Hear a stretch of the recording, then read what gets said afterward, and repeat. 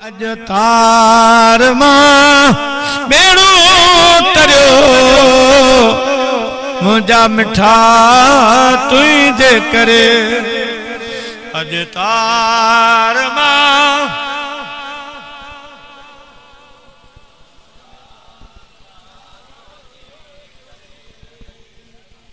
गम दर दरिया अज वारो वरियो मुझा मिठा तुझे करे। गम दर दरिया अज वारो वरियो मुझा मिठा छा बिलाल। वाह वाह वाह जेके मुझे महबूब जे दरबार में ईंदा विया रंग पाया सोना थींदा। छा बिलाल छा करम वाह वाह सखी तुझी सखा। साईं जॾहिं जन्नत में विया मेराज जी रात हूरूं लैन सां बीठियूं फरमाया हीअ अबू बकर जी, हीअ उमर जी, उस्मान जी, अली जी, फलानू फलानू फलानू हूरा ने जन्नत जी सरदारा हूर बीठी मथे ते हथ रखी फरमाई मुझे हबशी बिलाल जी कुंवर। हूरा ने जन्नत जी सरदारा हूर अर्ज क्यों सुनो के केड़ो घोट के केड़ो घोट मुझे ला हबशी बिलाल। साईं फरमायो ए हूरा ने जन्नत जी सरदारा हूर पंहिंजे हुस्न ते घमंड न कर, फखर न कर। ही फैसलो मुझो आजा पुछणो आ बिलाल खां तोखे पसंद भी करे थो या न, तोखे कबूल भी करे थो या न। छो जो बिलाल असा के दिल दई वेठो आ। बिलाल त हमा वक्त चवंदो आ त मां नथो चाहियां त मूं वटि सोन चांदी ज़र हुजे, मां त चाहियां थो त दिल भर तुझे दर अॻियां मुंहिंजो घर हुजे। बिलाल त चवे थो सोना जिते अवां हुजो हूरू न खपन मुख बेइज्जत न खपे। हे फैसलो मुझो आ अञा त बिलाल खां पुछणो आ ऐ हूरा ने जन्नत जी सरदारा हूर तवा चौ छू त असां हसीन आयूं पर अवां जे हुस्न में अञा कमी आ, अञा अवां जो हुस्न मुकम्मल कोन थियो आ। जॾहिं क़यामत जो ॾियारो थींदो मुझो बिलाल ईंदो अल्लाह पाक मलाइकन खे फरमाईंदो मलाइको बिलाल जो कारो कलर लाहे इन मजा तिर ठाहे तुल ठाहे हूरा ने जन्नत जे गलुन ते रुखसारन ते लगायो तिन जो हुस्न मुकम्मल थे। बिलाल जे कारे कलर सां तवा जो हुस्न मुकम्मल थींदो। छा बिलाल छा करम वाह वाह सखी तुझी सखा। छा बिलाल छा करम वाह वाह सखी तुझी सखा। हबशी मगर मौला घुरियो मुझा मिठा तुझे कर। हबशी मगर मौला घुरियो मुझा मिठा तुझे करे। मदर दरिया अजवारो वरियो मुझा मिठा तुझे। वरी बजा बेड़ा पार थी हिया मुझे मुस्तफा जी सलात जी बरकत। इन आयतुन में सलात जी फजीलत भी मुझे महबूब करीम जो आलीशान जिक्र भी। अल्लाह से तो फरमाए मुझा हबीब मां तुझो नालो ही मुबारक अहिड़ो रखियो आ। अल्लाह से तो फरमाए मुझो नालो महमूद। महमूद जी माना घणो तारीफ कयल, घणी तारीफ वारो, घणो सारायल। अल्हम्दुलिल्लाह रब्बिल आलमीन सब तारीफूं अल्लाह वास्ते। यो सब्बिहु लिल्लाहि मा फिस समावाति वल अर्द। जमीन और आसमान वारा सब खुदा जूं तारीफूं कन था वडी वाखान वडी तारीफ मुझे रब जी आ बेटा घोटो फरमाए त सारंग खे सारीन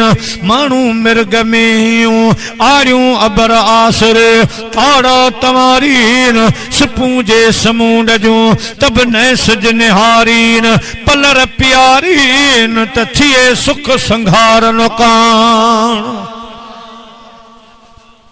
हर शे सारे बाछारे रब के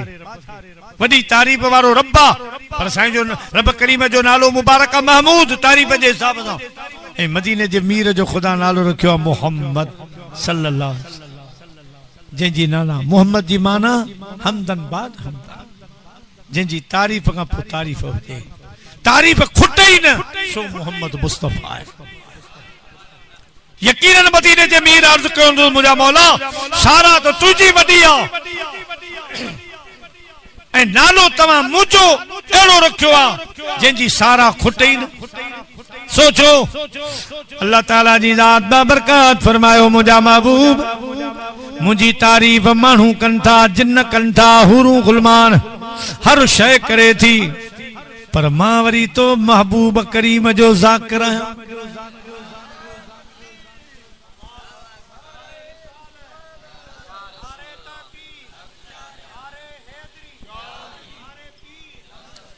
सारी दुनिया आसमानों जमीन मुखे पचारन था मुखे सारा इन था पर मां रब त तुझो ज़ाकिर आया वमा अरसलनाक इल्ला रहमतल लिल आलमीन कद जाअकुम मिनल्लाह नूरुम व किताबुम मुबीन या अय्युहन नबिय्यु इन्ना अरसलनाक शाहिदन व मुबश्शिरन व नज़ीरा वदाइयन इलल्लाह बिइज़्निही व सिराजम मुनीरा आऊं तो तुझी वखाण तो क्या तुझी तारीफ तो कया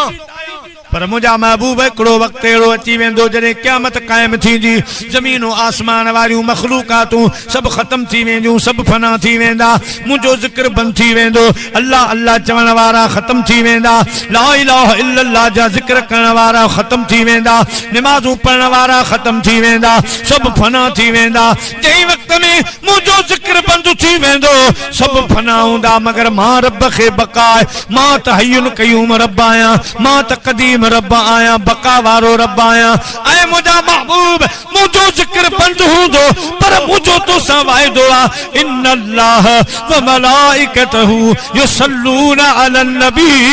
मां रब तुझे मथा सलात मोकले तुझे जिक्र खे बंद कोन कंदुस मुझो जिक्र बंद थी सके तो तुझो जिक्र हलंदो रहे तुझो जिक्र हलंदो रहंदो मिट गए मिट जाएंगे मिटते हैं आदा तेरे पर न मिटा है न मिटेगा कभी चर्चा तेरा सलात के भेरो दियो त हाणे भिटाई साहब जो कुछ जिक्र थी सल्लल्लाहु अलैहि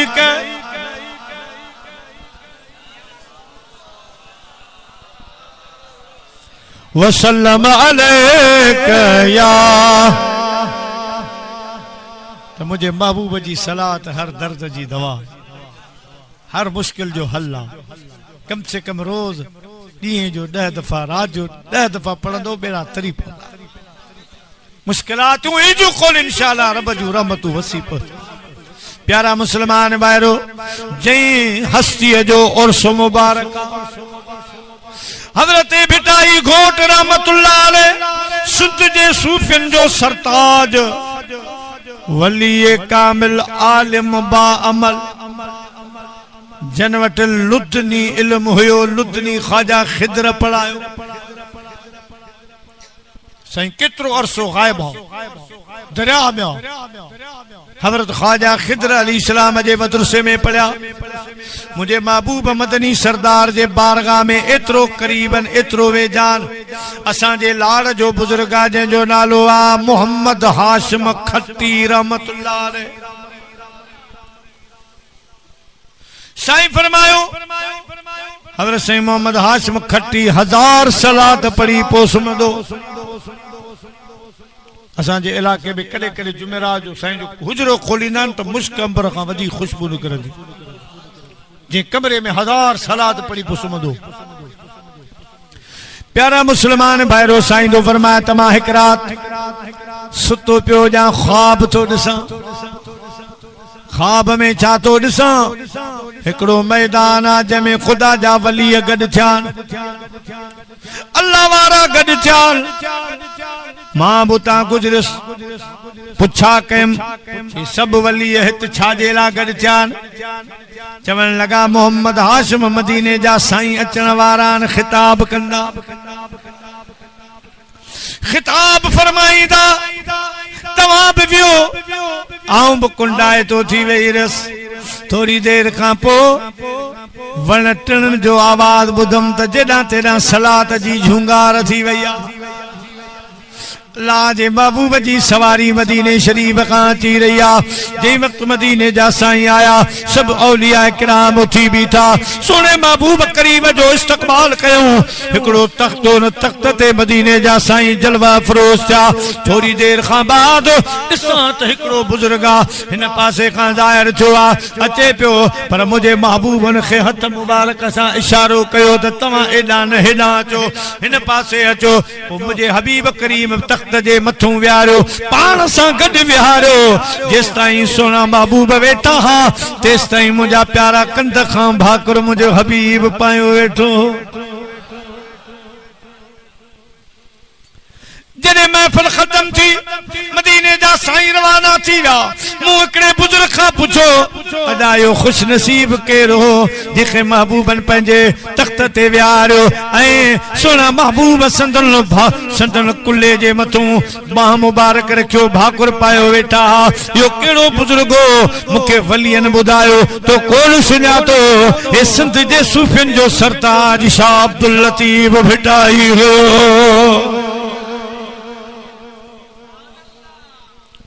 हज़रत भिटाई घोट रहमतुल्लाह अलैह। खोड़न में कदे तव्हांजो वञण छो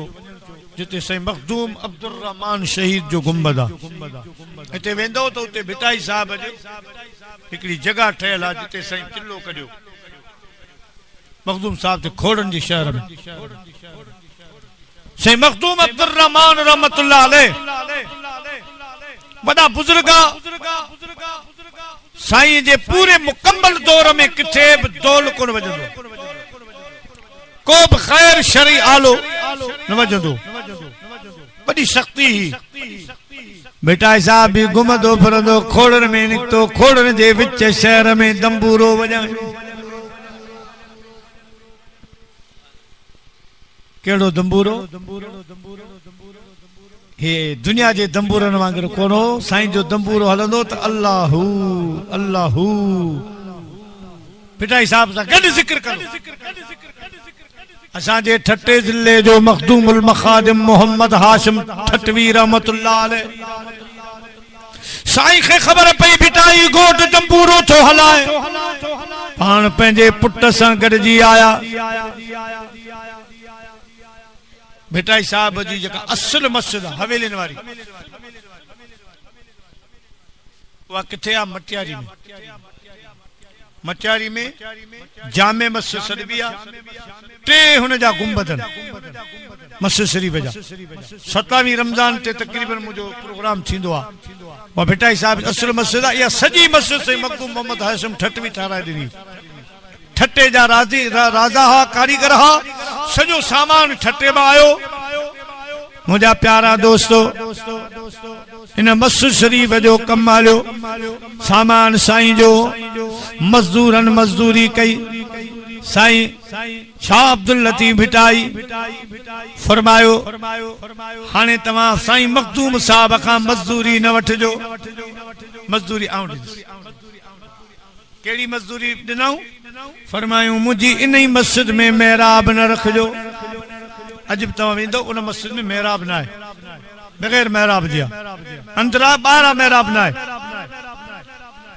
जॾहिं तव्हां हिन दंग ते पहुचो त हिते हिकिड़ो ब्लाक छॾे ॾिजो। जडे राधा उते पता भित खणी जिते साईं निशान करे दिनू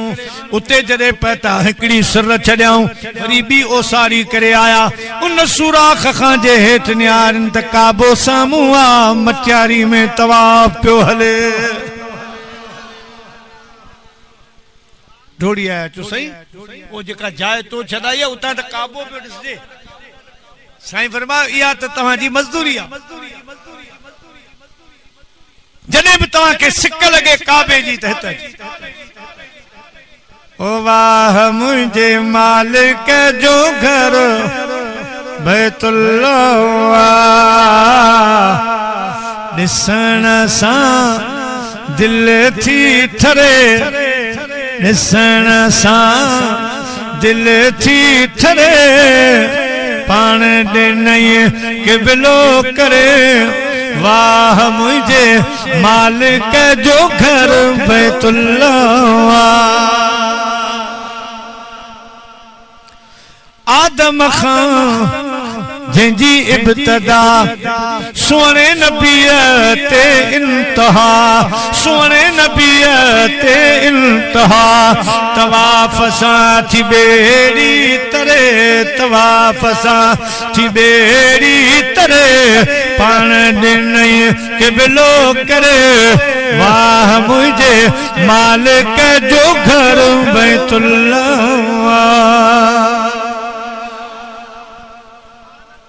वाह जो मुझे मालिक जो घर हिन साल जो गिलाफ काबा जेका चादर कारी चाड़ी वई खबर है तो घणी कीमत जी तवा की शायद खबर काने हे जो कारो गिलाफ चढ़दो आ चादर हिन साल पाकिस्तानी रकम हुई 70 करोड़ 70 करोड़ जी चादरी जे 12 किलो सोने चांदी जी तार फिरला प्यारा मुसलमान भाईरो साईं फरमायो या वाजी मजदूरी आ जडे में सिक लगे वाची काबो दिसो पर जे तवा के बुधायो तो पोते कुदरती सिर लगंदी पोरी सिंधु दरिया में सैलाब इंदो बोड थींदी मुझे इन सिर वारी जाए ते पानी बीहंदो ए बिनी मस्जिद जे मथे मानू वेई पल्ला मारींदा या बेटा साहब पोन मानू का गाल निकरी वे हाने उते कुदरती सिर लगी पे कदे तवा चो मटियारी में वा सिर बाकायदा लगला टेड़ी बाहर जाहिर नजर अचे थी टेड़ी सिर लगला वो दरी बंद थी सही मखदूम साहब मटियारी में आया बेटा साहब के अर्ज को सही आऊं तवा आलिम सगोरो आया तुझे नाने जी शरीर जो हली आयो आया यो दंबूरे रो कम छड्यो तवा त वजायो था खुदा जो जिक्र तो करे पर अगते तवा जा फकीर मुरीद पोवरी वजाइंदा वो बियो सिस्टम थी विंदो इन जे करे आऊं आयो आया साईं भिटाई साहब ते एडो असर छो इन गाल जो पान पर जो दंबूरो पर जेके भी साज आ ये एकड़े कमरे में बंद करे तालो हणी चाबी से मोहम्मद हाशिम के पेश शरीयत जो आलिम हली आयो मन अकरम आलिमन फअकरम सबईन नबिया जे शख्स हिकड़े आलिम जी ज़ियारत कई या अदब एहतराम कयो समझो 70 नबियन जी इज्जत कई मन अकरम मुतअल्लिमन फअकरम सबईन शहीदा जे हिकड़े कुरान पढ़न वारे तालिब इल्म खे इज्जत नी उन समझो 70 शहीदन खे इज्जत नी सही तुझे ला मुके इज्जत आ ये चाबी हिसाब बंद पर हां मानी खाओ नंगर क्यों पो वने साईं जो साहिबजादो गडो से मखदूम साहब सा भाई गड वेठा मानी चे रखियो साईं मोहम्मद हाशिम हिकड़ो ही गिरा हेतरो आंदो त बंद कमरे में साद वजन शुरू थी साईं वो गिरा बात में न विदो वापस रखियो बेटा साहब तो फरमाए साईं हाने छाजे ला कावड़िया और रुसियाओ चाबी तवा वड आऊं तो कोन थो वजाया हां सही शरीयत शरीयत आ शरीयत जा आलिम हो पान फरमायो बेटा साहब हूं तो के मयार कान दिनी आ भली रब बजाए मदीने जे साईं मूंखे मना कई आहे जेसिताईं उतां ऑर्डर न आयो आहे तेसिताईं रब वॼाए जा भेटाई वॼाए अब मोहम्मद हाशिम कोन ॿुधाए मूंखे त रब जी बि ख़बर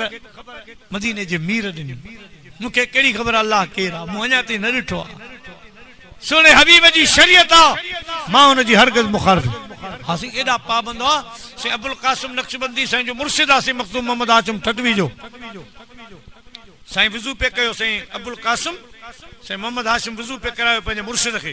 त साईं पंहिंजी बांह धोती पर हीअं साईं अबुल कासिम हीअं धोती मोहम्मद हाशिम ठटवी रहमतुल्लाह पानी रोके छॾियो साईं अबुल कासिम फरमा मोहम्मद हाशिम छाजे लाइ अर्ज़ कई सोना मूं मदीने जे साईं जी मदीने जी साईं जी सुन्नत इहा त पानी हथ ते हीअं विझो वज़ू में हीअं पानी करे हीअं विझो तव्हां हीअं धोतो आहे इन जे करे मूं पानी रोकियो आहे पाण फरमायो मोहम्मद हाशिम मूं मदीने जे साईं खे वज़ू कंदे ॾिठो आहे साईं हीअं हथ धोतो आहे के भला साईं तव्हांजी शरीयत हीअं थी चवे बाक़ी महबूब मर्ज़ी जो मालिक शरीयत उन्हनि जी आहे नबूवत इनके घर की है विलायत इनके घर की है इमामत इनके घर की है शहादत इनके घर की है गुनहगारों न घबराओ शफाअत इनके घर की है बरोज़ महशर गुनहगारों को बख्शवाना ये आदत इनके घर की है शरीयत उन्हनि जी आहे मालिकन बाक़ी हुकुम संदन ही आहे साईं अबुल कासिम रहमतुल्लाह अलैह वज़ू रोकराए अखियूं बंदि मुराक़बे में हलिया विया सिधो साईं सां राब्तो कयो फरमायूं क़िबला साईं मोहम्मद हाशिम चवे थो अवां जी सुन्नत हीअं आहे हथ धोअण मूं तव्हांखे वज़ू कंदे हीअं ॾिठो आहे मदीने जे मीर फरमायो अबुल कासिम मुंहिंजी मर्ज़ी आहे जीअं मां धोआं पर मुंहिंजी शरीयत ईअं आहे जीअं मखदूम साहब पियो चवे मोहम्मद हाशिम एॾो पाबंदो शरीयत जो दोस्तो फिटाई साहब खे अर्ज़ कई आउं कोन ॿुधंदुसि पाण निकिता ॿेड़ी में वञी वेठा ॿेड़ी ते आया हुआ ठटे खां सिंधु में वेठा त भिटाई साहब पंहिंजे करामत जे ज़ोर ते साईं जी ॿेड़ी रोके छॾी साईं हेॾां ओलियूं हयूं हेॾां कुल ख़ैर आख़िर मदीने शरीफ़ ॾे महाड़ करे बीठो अर्ज़ कई मुंहिंजा सोना सोने अब्दुल लतीफ़ मुंहिंजी करामत जे ज़ोर ते ॿेड़ी रोकी आहे हाणे चओ त तूं असीं बि करामत ॾेखारियूं करामत ते हलूं चओ त तुंहिंजी शरीयत ते हलूं असीं बि त मजबूर आहियूं हिकिड़े पासे शरीयत आहे ॿिए पासे करामत आहे मुंहिंजा प्यारा ईअं जो फरमायूं त यकदमि ॿेड़ी हलणु शुरू थी वई पोइ शरीयत खे वोट मिलियो साईं जी शरीयत सही साईं जो तरीक़ो जंहिंजे लाइ ख़ुदि पाण महबूबन फरमायो मन आया सुन्नती इंद फसाद उम्मती फलहू अजरो में एतो शहीद जंहिं शख़्स मुंहिंजी हिकिड़ी सुन्नत ते अमल कयो ख़ुदा हुनखे क़यामत जे ॾींहुं 100 शहीदनि जो सवाब ॾींदो मुंहिंजो तरीक़ो मुंहिंजी सुन्नतूं ख़ुदा खे एतिरियूं अज़ीज़ आहिनि त मुंहिंजा प्यारा मूं अर्ज़ पे कयो ओ ई दंबूरो भिटाई साहब खोड़नि जे शहर में हीअं जो धुन हई फ़क़ीर सभु वाइड़ा थी विया त हिन शहर में जाबर सॼे इलाइक़े में ही सभु कुझु बंदि आहे साईं जे शहर में ही किथां आवाज़ आयो दौड़ी आया सुञाणनि कोन पिया शाह साहब खे चुसी ही छा फ़क़ीर साहब ही छा तोखे ख़बर न आहे मखदूम साहब जो शहर आहे अब्दुल रहमान जो शहर आहे हिते हर तरह जी पाबंदी आहे किथे बेड़ो साज़ कोन वॼंदो आहे हाणे साईं खे ख़बर पई तोखे जुर्मानो लॻाईंदो सज़ा कंदो हाणे तोखे हलणो पवंदो साईं ॾे पोइ जेका साईं फतवा लॻाए साईं मोहम्मद शाह अब्दुल लतीफ़ भिटाई रहमतुल्लाह अलैह फरमायो ऐ फ़क़ीरो मां ईंदुसि अवां जे पीर सां अवां जे बुज़ुर्ग सां मिलंदुसि पर अॼु न अॼु मुंहिंजी चिठी खणी वञो बुज़ुर्ग अवां जो सख़्त आहे शरीयत जो पाबंद आहे नाने साईं जो उम्मत जो आलिम आहे अॼु मां ईअं अकेले कोन हलंदुसि पाण सां गॾु को सिफारिशी थो वठी अचां मुखे अवां जो आलिम सगोरो नथो सुञाणे मखदूम साहब पाण चिट्ठी लिखियूं उन चिट्ठीअ में लिखियूं त अॼु न ईंदस आऊं सुबह पिरी ईंदा पाण आऊं अॼु न ईंदस आऊं सुबह पिरी ईंदा पाण से सजण ईंदा साण जिन बार कया हिन खोयन जा ऐ फकीरो वञो अवां मखदूम साहब के या चिट्ठी जो पानी समझी वेंदो जे वक्त में चिट्ठी आई आ से हेड़ो फकीर मेहमान थी खोड़न जे शहर में आयो आ अवां जे कानून जी भनकजी कई थई दंबूरो वजायो थई असां वठी पे आयासी पर हे पर्ची असां के ॾियो आ पंहिंजे मखदूम साहब के ॾिजो से मखदूम साहब जॾहिं शेर पढ़ियो आ पाण यकदम उठी बीठा अदा जल्दी कयो शहर के बुहारी ॾियो भिटाई साहब कोन मुड़दो सुभाणे नाने रसूलुल्लाह के वठी ईंदो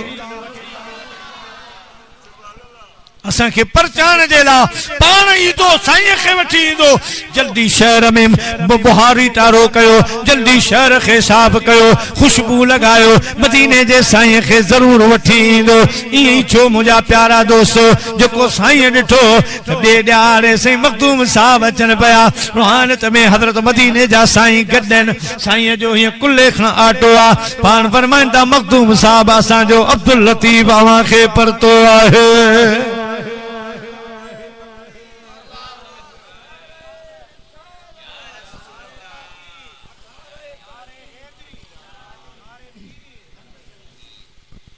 घोटकी वाले पासे हजरत साईं नेहरू शाह रहमतुल्लाह अलैह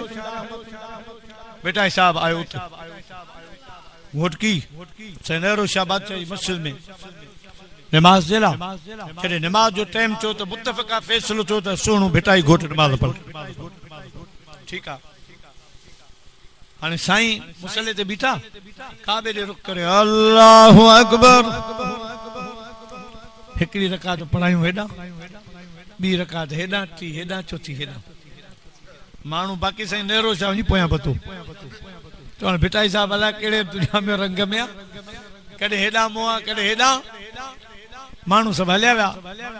साईं सलाम वरायो जमात काने साईं नेहरू शाह बादशाह वेठो आ फरमाइसी तो के शरीयत जी खबर काने जा असां जुस्सियूं पे मटियूं तो पो भी नमाज कान टोड़िया हवे से नेहरू शाह बादशाह भिटाई साहब रहमतुल्लाह अलैह के इरशाद फरमायो तो उल्टी चाल चलते हैं दीवान गाने इश्क आंखों को बंद करते हैं दीदार के वास्ते अब्दुल लतीफ तो नमाज पढ़ाई मुंह भी ॾिठो कॾहिं हेॾां कॾहिं हेॾां कॾहिं हेॾां पर पोइ मूं हे अखियूं बंदि कयूं ज़ाहिरी पोइ हे अखियूं खोलियूं दिलि वारियूं इन्हनि सां ॾिसां त बुज़ुर्ग जो छा हिसाब किताब आहे पोइ हे दिलि वारियूं अखियूं खोले जो निहारिम त तव्हां विच काबे में बीठा काबतुल्लाह शरीफ जे विच में बीठा हेडा महाड़ करियो तब काबो आ हेडा महाड़ करियो तब काबो आ हेडा कयो तब काबो हेडा मुंह कयो तब काबो मुंह ॾिठो त इमाम जी जहत सिमत दुरुस्त आ नमाज टोड़न जी ज़रूरत आहे कान का इन्ही मंज़िल जो आहे मुंहिंजो भिटाई घोट रहमतुल्लाह ताला अलैह साईं ख्वाजा अब्दुल रहीम गरोड़ी रहमतुल्लाह अलैह चोटी जो बुजुर्ग आ और हिकड़ी तो साईं जी करामत बुधाया एक दफो अम्मा के अर्ज की अम्मा इजाजत दे तो हज करे अचा अमर चयो पुट मुंहिंजी वेठो खिदमत कर तो जाए तुझे ला हिते ही हज हिते ही तुझे ला हज कि अम्मा ही इजाजत मु अज कान वरती अग में वरतल है कि पुट कदे अम्मा तुझी उम्र 7 साल हुई तू 7 सालन जी हुया तू बकरियूं चारींदी हुया ओठ खां बाहर तो बकरियूं पे चारियूं हाने आऊं तोखे यादगिरो ॾियारियां मींहुं वठो तूफान आयो तुझो बकरियूं सब तुझे चौधारी खौफ डप खां अची बीठी हुयूं ऊंधा थियो तू परेशान हुया त हाणे बकरिन जो छा थींदो गोठ दौरो परे आ मूं इहो मंज़र आलम अरवाह मां पे ॾिठो आलम अरवाह मां पे इहो मंज़र ॾिठमि पंहिंजे रब करीम खे अर्ज़ कयो मुंहिंजा मौला मुंहिंजी बंजण वारी अमड़ परेशान आ ऐं मौला मूंखे उहो जिस्म ॾे दुनिया वारो त मां हेठि लही वञी अम्मा जी मदद कयां अम्मा सां गॾु वञी बकरियूं छॾे अचां अम्मा पोइ तोखे यादि हूंदो साए जुबे वारो माण्हू आयो लठ हथ में हुई तोसां बकरियूं काए घर आयो घर छॾाए तोखे चवंदा अम्मा हाणे इजाज़त आ तो चो पुट इजाज़त आ इहो मां त हुयुसि जो मूं इजाज़त बि वरिती अमड़ फरमायो अब्दुर्रहीम तूं बि अब्दुर्रहीम आहीं त आउं तुंहिंजी अम्मा आहियां हले तोखे इजाज़त आ वञ मदीने मक्को पाक करे मदीने पाक में सुतो पियो मदीने जे साईं फरमायो अब्दुर्रहीम गरोड़ी हज ते आयो आहीं उमरा कयाई ठीक आ पर अमड़ जी खिदमत करियां त हिन खां वधीक सवाब मिले तोखे वॾो सवाब मिले आ उजूरो मिले आ एॾे वक्त जो आलिम मुर्शिद जी तलाश न पर ॿुधाई त लाड़ में बुज़ुर्ग साईं पीर मोहम्मद जम्मा लवारी वारो साईं ॿुधो साईं अब्दुर्रहीम गरोड़ी रहमतुल्लाह अलैह त बुज़ुर्ग जंहिंखे बि दस्तबेद करे तो या नज़र तो विझे त 7 ॾींहं उहो माण्हू मुरीद बेहोश थी तो या 3 ॾींहं 2 ॾींहं पर बेहोश थी तो पोइ हुन जूं नमाज़ूं निकिरियो वञनि जा ज़िक्र फ़िक्र निकिरियो वञे साईं खे ॻाल्हि न लॻी साईं हितां गरोड़ शरीफ़ खां हलियो पर भिटाई साहब तां भिट तां गुज़रियो उन टाइम हज़रत भिटाई घोट रहमतुल्लाह अलैह ज़िक्र में वेठा साईं अब्दुर्रहीम गरोड़ी जो आयो ख़बरूं कढियूं साईं केॾां पिया वञूं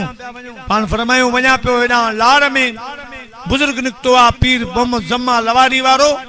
जो कंहिं बि शख़्स ते निगाह थो विझे त 2 ॾींहंनि जे लाइ हू बेहोश 3 ॾींहंनि जे लाइ बेहोश थियो वञे भिटाई साहब रहमतुल्लाह अलैह फरमायो त साईं हे अल्लाह वारे जो मंज़र आहे मदरसो न आहे सोची समझी वञा पर जॾहिं मोटे त मूंसां मिड़ी हाल कजां ये खबरूं मूंखे ॿुधाए जा हज़रत साईं सोनो अब्दुर्रहीम गरोड़ी रहमतुल्लाह अलैह जंहिं वक्त में मुंहिंजा प्यारा रवानो थी वियो लवारी शरीफ में विची जी नमाज़ जो टाइम हो साईं वज़ू पिया कनि पीर मोहम्मद जम्मा लवारी वारा वज़ू पिया कनि ओ लवारी जो लाल हो जेको अञा दुनिया में आयु कोन हो त गौसल आलमीन इन जाइ ते जुतियूं लाथियूं घोड़नि तां सभु माण्हू लाथाई उठनि था लहो ही उहा जाइ आहे जिते लवारी जो लाल पीर मोहम्मद जम्मा जो रोज़ो मुबारक ठहंदो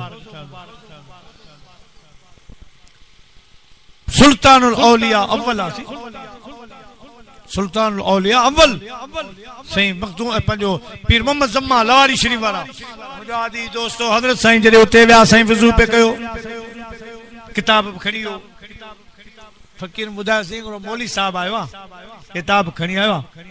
तव्हां सां मिलण चाहियां फरमा वठी अचो साईं जो वेझो आयो न त साईं हुन वक़्तु चहिरो धोतो पाणी विझी मौत वरी जेको हीअं पाणी हेठि किरियो न हीअं करे हीअं जो साईं ॾे हीअं जो मुंहिंजा प्यारा उहे कतरा उहो पाणी जो पाण मुंहुं मुबारक ते विधाऊं त साईं बेहोश थियो ॿिया 2 ॾींहं 3 ॾींहं साईं पूरो हफ़्तो बेहोश हो हफ़्ते खां पोइ होश आयो वठी आया मौलवी साहब कॾहिं आया हाणे आया हाणे कोन हफ़्तो थियो आहे बसि इहा जो कैफ़ियत ॿुधाऊं जॾहिं असां जहिड़ा बेहोश हुआ त बाक़ियुनि जो छा हाल थींदो हाल वारो बुज़ुर्ग हो साईं जा मुरीद साईं पीर मोहम्मद जम्मा जा मुरीद थिया जॾहिं वापसि मोटिया भिटाई साहब वेठो फरमायूं साईं अब्दुर्रहीम छा मामिलो थियो मुनाज़रो खटे या हारी साईं फरमायो अखड़ियन खे कयां छा मां जो मुर्शिद ॾिसी आयूं मुझी दिल के मजबूर करे आयूं हिन दिल के मजबूर करे आयूं अखड़ियन के कयां छा मां मुर्शिद दिसी आयूं हिन दिल के मजबूर करे आयूं हिन दिल के मजबूर करे आयूं। वो भिटाई साहब उन जाए ते शेर चया जो साईं सां मिली आयो भिटाई साहब साईं जी भी निगाह करम भिटाई साहब ते पीर से मोहम्मद जमा लवारी वारे जी पो साईं शेर चया भिटाई को पान फरमायूं वे वनी वट तिन कलम जन जे हथ में अंग मटाए अगिया वरी वारे ब्याल खल पनू सो पारी न थी में मिलण मोहम्मद जो ये शेर साईं जी शान में चया साईं फरमायूं वे साण तल जेके वेही था जानल न वे साण बियल मता वेही वे लवञाई हलो साण तल जेके हली था जानल न हलो साण बियल मता हली हाल वञाई। एतरे कदर साईं जी तारीफ़ कयूं जो माण्हुनि खे चयूं कुतो थी गुज़ार वञी दर दोस्त जे कन वठी न तब कुछ यकीन कीअं पर कुत्याणी पार सुबुह वेंदा शिकार मन वठी नियन पाण से। हज़रत भिटाई घोट रहमतुल्लाह अलैह सिंध जी सूह ऐं सिंगार सिंध जे सूफियन जो सरताज रहमतुल्लाह अलैह आखिर में भई तव्हां साईं जा ॿुधा पर साईं जी वाई भी ॿुधो उन खां पोइ 1.5 कलाक तकरीबन तकरीर थी चुकी आहे। अल्लाह से अवां सां गॾु मुंहिंजी बि हाज़िरी क़बूल तन मारुल जामिया उमर आहिन हर फखण भिटाई साहब से कमाल वाह जो इल्म लुजनी इल्म हाणे हिते उमर मारी में लिखा असल में असां के नसीहत पियो करे तन मारुल जामिया उमर आहिन हर फखण आहिन हर फखण केड़ा गणिया तन मारुल जामिया उमर आहिन हर फखण व इन तउद्दू निअमतल्लाह ला तोसूहा जो तर्जुमो अगते दो फरमाए झूपन में जे मासा पहाड़ ने पेयूं झूपन में जे मासा पहाड़ में पेयूं झूप चवे तो आलम अरवाह जिते रब असां जी दावत कई अलस्तु बि रब्बिकुम असां चयो कालू भला भिटाई साहब ने झूप उन आलम अरवाह के पियो चवे त तोखे उहे वाइदा विसरी विया जेके तो रब करीम सां कया हा। झूपन में जे मासा पहाड़ में पेयूं गालियूं गुण से सदन मुंहिंजे रूह में रहियूं गालियूं गुण से सदन मुंहिंजे रूह में रहियूं सारियो सा ई सोबत हाय हाय हथड़ा हणिया वो तन मारुल जामिया उमर आहिन हर फखण झांगियड़ल खे जे कर असलऊं न जाई झूम झांगियड़ल खे जे कर असलऊं न जाई तहमत मुई जीतन ते अज हूं तन हदई आई। केड़ी आयत जो तर्जुमा व इसकाल रब्बुक लिल मलाइकति इन्नी जाइलुन फिल अर्द खलीफा अल्लाह से फरमा मलाइको मां आदम अलैहिस्सलाम जी औलाद के पैदा तो कया अवा चाहता तो उन्हनि चयो त औलाद आदम के पैदा न कर फितना कंदा झेड़ा कंदा झगड़ा कंदा लूट मारू कंदा इन्हनि के पैदा न कर मौला असीं तुंहिंजी इबादत जे लाइ काफ़ी आहियूं मगर पोइ बि रब पैदा फरमायो बेटा साहब तो पर मौला असां के पैदा न करी आ ते मलाइके डोरा पात झांगियड़न खे जेकर असलऊं न जाई तहमत मुई जीतन ते हूं तन हदई आई हाय हाय हिन हालन से अल्लाह हाय हाय हिन हालन से किया बेड़ी के बनावो तुम मारू जामिया उमर आन हर घना तुन मारू जामिया उमर आन हर घना सिहाने पैदा कई असा जा हेड़ा हालन हम तोखे अर्जा रब जेही आया जेते ही तब अपन जी आया हने जड़ो हाल कबूल जेही आया जेते ही तब अपन जी आया कान सरे सांगन रे केड़े तरफ काया मौला तुझे दर खां सवा भी वाहबत कर केड़ा विंदासी जेही आया जेते ही तब अपन जी आया आन सरे सांगन रे केड़े तरफ काया सर तिल ले लतीफ जे सर तिल ले सैयद जे हाय हाय हथड़ा हणावो तुम मारू जामिया उमर आन हर घना तन मारू जामिया उमर आन हर घना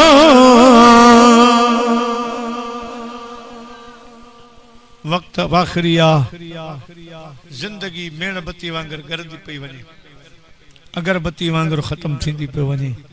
दोस्तों कुछ आखिरत जो सोचो दुनिया कमायो जमीनू कयो कारोबार कयो मना ना है हक हलाल जी रोजी खुद खुदा जी इबादत पर उन सां गॾु 5 वक्त नमाज पढ़ो माँ पीउ जो अदब कयो वॾे नंढे जी साञा कयो पाड़े वारनि जो अदब एहतराम कयो गरीब गुरबे जो ख्याल रखो मुझा अजीज दोस्तों पंहिंजा अमल सुधारियो हयाती ते भरवसो कोने मुझे सुने भिटाई साहब जे आखिरी हिन शेर सां मुझा प्यारा जलसे जो इख्तिताम तकरीर जो इख्तिताम ता कयूं शाह साहब तो फरमाए जाग नुमानी सुतियन सूर पराया है जाग नुमानी सुतियन सूर पराया सुतियन सूर पराया अल्लाह दिल सजना बनाया जाग नुमानी सुतियन सूर या नबी सलाम अलैका या रसूल या हबीब सलाम अलैका सलवातुल्लाह सलवातुल्लाह वक्त जो अज चमके सितारो हाजिरी जो थिए इशारो अची दिसऊं मको पाक प्यार रो अची दिसऊं मदीनो शरीफ प्यारो लई वंदे दिल तां मुझारो या नबी सलाम या रसूल सलाम अलैका या हबीब सलाम अलैका सलवातुल्लाह सलवातुल्लाह अल्लाहुम्मा सल्लि व बारिक अला सय्यिदना मौलाना शफीना मुहम्मद व आलिहि व सल्लम इलाहुल आलमीन गोठ लोंग गोरथानी जे आशिकन अक़ीदतमंदन अदा अख्तर अली साहब ऐं साईं गुलाम रसूल साहब जिन जी क़यादत नज़रानी में भिटाई साहब रहमतुल्लाह अलैह जो उर्स मुबारक मल्हायो आहे। ऐं मुंहिंजा साईं हिन में जो कुछ भी जई पढ़ियो आहे जेको भी सवाब बनियो आहे इहो सभु हिन सॼी जमात जे तरफ़ां पंहिंजे प्यारे महबूब जी बारगाह में क़बूल फरमा। साईं जा वालिदैन शरीफ़ आहिनि, साईं जो आल पाक अज़वाज मुतहरात असाब सुगरा करबला वारा शहीद ताबिन तबा ताबिन जमी मशाइख़ निज़ाम जमी उलमा किराम बिलख़ुसूस सिंध जे सूफ़ियन जो सरताज मदीने जे मीर जो लाडलो तव्हां जी दरबार जो लाडलो हज़रत सोनू सखी सैयद अब्दुल लतीफ़ शाह मिठाई रहमतुल्लाह अलैह जी दरबार में क़बूल मंजूर फरमा। साईं जा वालिदैन शरीफ़ आहिनि, साईं जा उस्ताद, साईं जा मुर्शिद, साईं जा शागिर्द, साईं जा ख़लीफ़ा जेके ही जान छॾे विया आहिनि या अल्लाह उन सभिनी जे अरवान खे सवाब अता फरमा। मुंहिंजा मालिक हिन ॻोठ मञा जेके नंढा वॾा गुज़ारे विया उन्हनि जे अरवान खे सवाब अता फरमा। पोइ जमील मोमिनीन जमील मोमिनात जमील मुस्लिमीन जमील मुस्लिमात जी दरबार में ही सवाब क़बूल मंजूर फरमा। ऐं मुंहिंजा करीम रब ऐं मुंहिंजा मालिक रब हिन ॻोठ जा बेड़ा पार फरमा। भिटाई सोने जी निगाह करम हिन ॻोठ ते फरमा। सोने भिटाई जा ग़ाइबाना तौर पर कदम हिन ॻोठ में घुमरा। ऐं अल्लाह हिन ॻोठ राज खे ॿधी वारो ॻोठ बनाओ, सुलह वारो ॻोठ बनाओ या रब्बुल आलमीन। हिते जे माण्हुनि खे बीमारियुनि मुसीबतनि आफ़तनि शामतनि ज़िल्लतनि ख़्वारियुनि बदनामियुनि अचानक मौत अचानक हादसनि खां कोर्ट जे चक्कर खां थाणे जे चक्कर खां अस्पताल जे चक्कर खां बचाए। जेका बि जमात आई आहे सोने भिटाई जे घोट जे सदके शाद बाद रहे, बचन सूदो आबाद रहनि। ऐं मुंहिंजा मालिक कॾहिं मुश्किलातूं न ॾिसनि, ऐं अल्लाह कॾहिं बीमारियूं न ॾिसनि। ऐं अल्लाह हिननि जा जेॾा पेर हुजनि ख़ैर हुजनि, मूं फ़क़ीर मिस्किन जो बि ख़ैर, कुल आलम इस्लाम जो मुस्लमान जो ख़ैर। इन अल्लाह व मलाइकतहू युसल्लूना अलन नबी या अय्युहल्लज़ीना आमनू सल्लू अलैहि व सल्लिमू तस्लीमा। अल्लाहुम्मा सल्लि व सल्लिम अला सय्यिदना मौलाना शफीअना मुहम्मद व आलिहि व अस्हाबिहि अजमईन बिहक़्क़ि ला